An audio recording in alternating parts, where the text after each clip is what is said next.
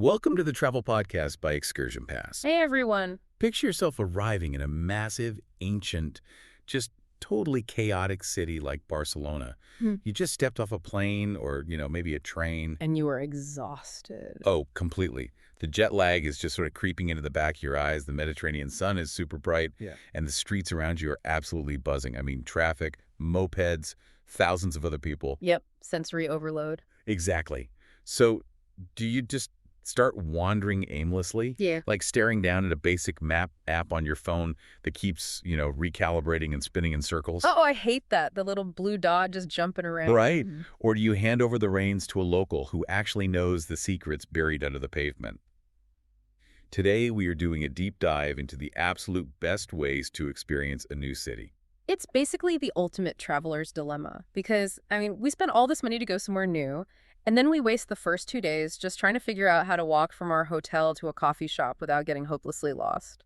That is exactly what we're tackling today. We've got a massive stack of sources on the table, comprehensive listings, the fine print, and a literal mountain of user reviews from both TripAdvisor and ExcursionPass. Lots of rating. So much reading. But our mission is to dissect the anatomy of one highly rated travel experience. We're looking at the Barcelona walking tour, Old Town and Gothic Quarter secrets. It's a classic. It really is. And we want to figure out how a simple 90-minute walk is consistently praised as, like, the ultimate mental map for first-time visitors. Because we know you guys have doubts about guided tours. You're probably thinking, is it a tourist trap? Will I be bored? We hear it all the time. We do. So, let's unpack this. Let's look at how this specific tour bridges the gap between modern tourist traps and literally 2,000 years of hidden history. Right, and the first thing that jumps out from the itinerary isn't actually a historical monument at all. It's the meeting point, which, from a purely logistical standpoint, is just incredibly strategic. The tour starts at Plaça de Catalunya, specifically right in front of the Fountain of the Six Booty, where you are supposed to look for a guide holding a blue umbrella. I have to admit, when I first read Fountain of the Six Booty, I had to look it up. Really? Yeah. For anyone else wondering, a putti is, it's one of those chubby little cherub statues you see in classical art. Oh, right. But why is this specific spot so crucial? Like, why not just meet in front of a famous cathedral? Because Plaça de Catalunya isn't just a square. It is the absolute nerve center of modern Barcelona. Right. It's where the massive shopping avenues, the underground metro lines, the airport buses, they all converge there. So you really can't miss it. Exactly. If you are a jet-lag tourist, you can find this plaza. It is the literal definition of the frantic, noisy 21st century. But the fountain itself, with those classical cherub statues, it serves as an easy visual anchor in this otherwise, overwhelming space. That makes total sense. You look for the statues, you spot the blue umbrella, and your cognitive load instantly drops. You are no longer responsible for navigating. You just hand over your brain to the person with the umbrella. Essentially, yes. But what's fascinating here is the physical journey that happens immediately after you leave that modern plaza. Because it changes fast. Oh, instantly. The ExcursionPass source notes that the city actively, quote, changes around you. The tour is designed to literally walk you out of the present day. You leave the wide open avenues and step into the Gothic Quarter, which is just this labyrinth of incredibly narrow, winding streets. But, how does a street layout change your perception of time? That sounds a bit like, brochure marketing copy. It totally sounds like it, but it's not just marketing. It's actually about sensory input. Okay. The architecture in the Gothic Quarter features these super high, dense stone walls. When you walk into those alleys, two things happen immediately. First, the stone walls block out the modern traffic noise. The acoustics completely change. Oh, wow. And second, they block out a huge amount of direct sunlight, so everything is cast in these heavy shadows. Your brain processes that drop in noise and light as a shift in atmosphere. It literally physically calms you down. So you can relax into it. Exactly. And the guide uses this environmental shift to start connecting the visible city with the Roman Barcino ruins. Let's pause there, actually, because Barcino comes up a lot in these reviews. What exactly are we talking about here? So Barcino is the original Roman settlement founded around 15 BC by Emperor Augustus. Okay. It's the literal foundation of Barcelona. The Gothic Quarter is built directly on top of, and in many cases out of, the remains of this Roman city. So they are literally walking on top of a 2,000-year-old grid. That's wild. And they cover some massive hits on this route, too. The listings mention the Barcelona Cathedral, Casa de la Radiaca, Plaça del Rey, La Boquería Market, Las Ramblas, and the Elborn neighborhood. It's a packed itinerary. But I really have to push back here. They do all of this in 90 minutes. That is what the itinerary states, yes. That sounds absolutely miserable. I mean, I'm all for efficiency, but absorbing a city's soul in an hour and a half while speed walking past 5 major historical landmarks. I know it sounds intense. I know one of your biggest objections, and mine too, to guided tours is feeling like you're being herded like cattle on a forced march. It usually feels like a frantic, real-life audio textbook. Right, but see, if the goal was to give you comprehensive encyclopedic knowledge of every single brick at the Barcelona Cathedral, then yes, 90 minutes would be a complete disaster. Yeah. But if we look closely at the user feedback, the travelers aren't praising the tour for its exhaustive detail. They are praising it for orientation. Oh, like a video game. How do you mean? Well, think about when you start a massive open-world video game. The very first thing you have to play is the tutorial level. Oh, right. The game doesn't let you wander the whole map immediately because you just get crushed. Yeah. It puts you in a small, constrained area for an hour to teach you how to jump, how to open a map, how to read the interface. That is actually a really precise analogy for what is happening here. Right. The tutorial level isn't there to show you the whole world. It's there to teach you the mechanics. That's what this tour feels like to me. It's not about seeing absolutely everything. It's about learning how to read the layers of Barcelona before you are unleashed to explore on your own. Exactly. So when you walk past a random stone wall the next day, you aren't just seeing a wall. You know how to spot the Roman aqueduct buried inside it. And to make that tutorial work, you really need the right delivery system. Because if we connect this to the bigger picture, monuments are just static stones. Right. A cathedral is just a big old building until someone curates the invisible history behind it. But delivering that history in a crowded city is incredibly difficult. Which brings us to the mechanics of the tour itself. According to the listings, they use personal audio headsets for every person in the group, and they cap the size at a maximum of 20 people. And that audio component is crucial. You mentioned La Boquería Market earlier. Have you ever been to a major European food market in the middle of the day? Oh my gosh, yes. It's complete sensory overload. People shouting, the smell of jamón and seafood, just crowds everywhere. Exactly. Now imagine a tour guide trying to shout historical facts about the Spanish Civil War over the sound of a fishmonger. No way. It completely breaks the immersion. You spend the whole time straining to hear, getting frustrated when a moped drives by.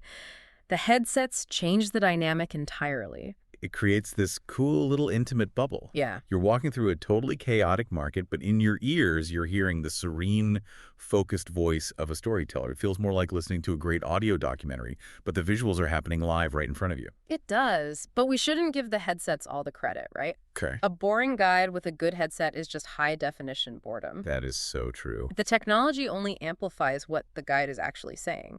And looking at the reviews, the narrative choices are what really anchor this mental map for people. The storytelling is definitely where this tour earns its stars. I pulled a couple of standout reviews to see what actually stuck with people. What do they say? Well, a traveler named Harshit P.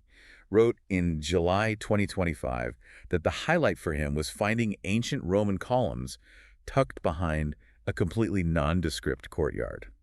He actually called it a true hidden gem. Oh, he's likely referring to the Temple of Augustus. Really? Yeah, it's a perfect example of what we were just talking about. There are 4 massive 2,000-year-old Corinthian columns just sitting inside a cramped medieval courtyard. That's insane. If you don't know the exact door to walk through, you will pass it 100 times and never even see it. That is wild. And then there's a review from Divyanshu P., who noted that doing the tour at night added a completely different, moody atmosphere. Oh, the night tours are fantastic. They capitalize heavily on the physical environment of the Gothic quarter. Well, during the day, you are looking at the architectural details.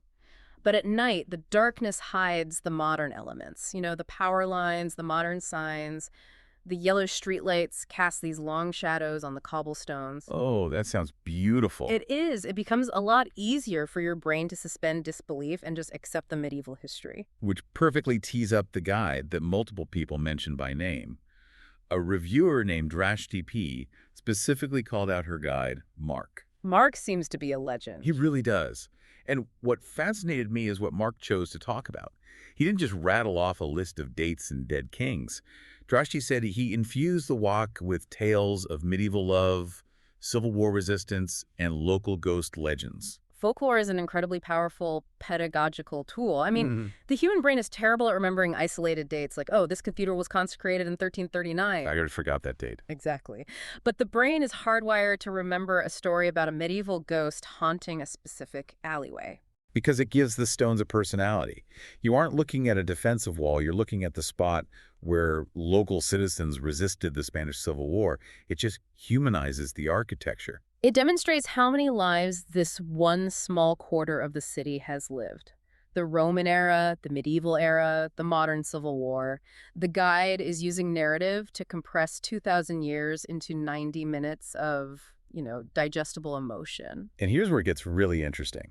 Droshky mentioned that Mark finished his deep dive into the tragedies and ghosts of the city with a recommendation for a fantastic local tapas bar. See, I love that detail. It is the perfect off-ramp from the tutorial level. It totally grounds the experience. You spend 90 minutes living in the past, surrounded by ancient Romans and Civil War heroes, and then the guide seamlessly drops you back into the present day with a very real, very modern recommendation for a cold drink and some patatas bravas. The best transition.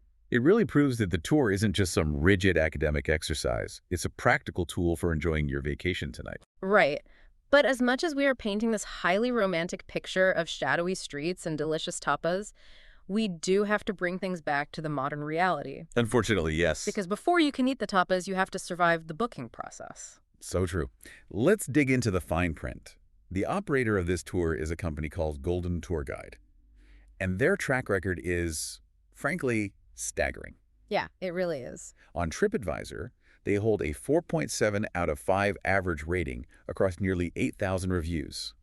They also hold a TripAdvisor Traveler's Choice Award, which puts them in the top 10% of activities worldwide. I want to emphasize how difficult that is to achieve. Oh, I bet. Statistically, maintaining a 4.7 over 8,000 reviews in the travel industry is almost impossible. Travel is fundamentally chaotic. It rains, people are grumpy. Exactly. Tourists show up exhausted, trains get delayed. To maintain that level of consistent praise means the baseline product, the guides, the headsets, the road, it has all been stress tested and refined to an absolute science. But the fine print does highlight some logistical realities that travelers need to respect. For example, the listing explicitly notes that soft-soled shoes are a requirement. And that isn't just a suggestion for your comfort, it's a genuine safety hazard. Really? Yeah. We talked about the Roman and medieval foundations. The cobblestones in the Gothic quarter are not modern uniform paving stones. They are super uneven, they're polished by centuries of foot traffic, and they get incredibly slick. Oh, I didn't even think about that. Anyone attempting to navigate that in high heels or flimsy sandals is risking a severe ankle sprain. Yeah, leave the heels at the hotel. Yeah. The listing also clearly states that the tour is not wheelchair accessible. Which is an unfortunate but very real limitation of heavily preserved historical quarters. The infrastructure of a medieval city, the stairs, the narrow alleys, the lack of ramps, it simply does not accommodate modern accessibility standards in many places. Yeah, it's tough. Now, they do offer a 24-hour free cancellation policy, which gives you a bit of a safety net. But as I was cross-referencing the sources, I found a massive discrepancy that confused me. Let me guess, the pricing variations. Yes. If you look at the TripAdvisor listing, the tour is priced starting at $31.36 per adult. But if you jump over to the ExcursionPass platform, the exact same 90-minute walking tour is listed at $18.00. It's quite a jump. I mean, I know there is a currency conversion between dollars and euros, but even factoring in exchange rates, that is a wildly different baseline price for the exact same blue umbrella. This raises an important question about the ecosystem of modern travel booking. You are rarely buying a tour directly from the local guide anymore. So who am I actually paying? You are paying a digital middleman. Think of these third-party booking platforms like digital toll booths. The actual tour operator in Barcelona has a base price they need to make a profit, but then the platforms add their own dynamic algorithms, currency conversion fees, and, markup percentages. Hidden fees. Depending on which digital toll booth you drive through, Yeah. the price fluctuates entirely independently of the actual service being provided. It's maddening. Yeah. It forces the traveler to constantly be on guard. You want to be this romantic explorer, ready to open your mind to the architectural history of Roman ruins. But instead, you have to sit at your laptop acting like an auditor. It's true. You have 5 tabs open, comparing conversion rates and scrutinizing fine print just to make sure you aren't paying a 30% markup for literally no reason. It creates a lot of friction before the trip even begins, and it really highlights how incredibly fragile a travel experience can be when there are so many layers of separation between you and the guide. Which brings us to the one-star review. Right. I promised we would look at everything, and I dug all the way down into the negative reviews. I found a 1-star rating from July 2025 by a user named OSASU, and it is a brutal read. Yikes. Yeah, they claim the company was fraudulent, explicitly telling people do not use them. That was the specific failure. The guide simply didn't show up. OSASU stated that they took the money, weren't there at the meeting point, and still charged the credit card. Ouch. It's the ultimate traveler's nightmare. It really is. You do all that auditing work, you pay the money, you navigate the foreign subway system to get to Plaça de Catalunya on time, you stand by those cherub statues at the fountain, and there's no blue umbrella anywhere. And this is exactly where the digital toll booth ecosystem can really fail the consumer.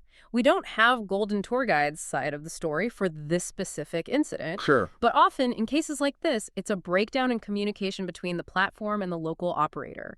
Did the third-party app fail to sync the booking to the guide's roster? Was there a scheduling glitch? But to the person standing in the hot sun, the why doesn't matter. They just feel robbed. Exactly. It serves as a crucial reminder of how delicate this whole operation is. When the ecosystem works, it's magic. You effortlessly transition from a noisy plaza into a curated journey through the medieval past. But when one link in the chain breaks, like one missing blue umbrella, the illusion shatters, and you're just a frustrated, jet-lagged tourist standing in traffic. It surely emphasizes why booking platforms with strong customer service and that 24-hour cancellation policy are non-negotiable. You need someone to call when the ecosystem breaks down. Absolutely. But, to be fair to Golden Tour Guide, when you zoom out and look at the overwhelming majority of those 8,000 reviews, the blue umbrella is almost always exactly where it's supposed to be. Statistically, the operation is incredibly robust. An anomaly doesn't negate the overall quality of the experience, but it does require the consumer to be prepared. So what does this all mean? Let's bring this all together. What is the core value we've extracted from all these sources today? This Barcelona walking tour is essentially a highly efficient 90-minute hack for your brain. It's the tutorial level that unlocks the rest of the map. Exactly.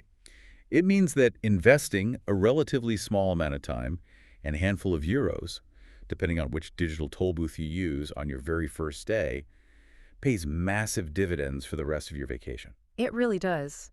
You stop looking at random old buildings and feeling overwhelmed by the crowds. Instead, you start reading the city like a book. You hear the ghost stories in the alleys. You recognize the Roman foundations beneath your feet. And most importantly, you know exactly which tapas bar to hit when the sun finally goes down. It completely changes your relationship with the space around you. And, it leaves me with a thought that I want to pose to you, the listener.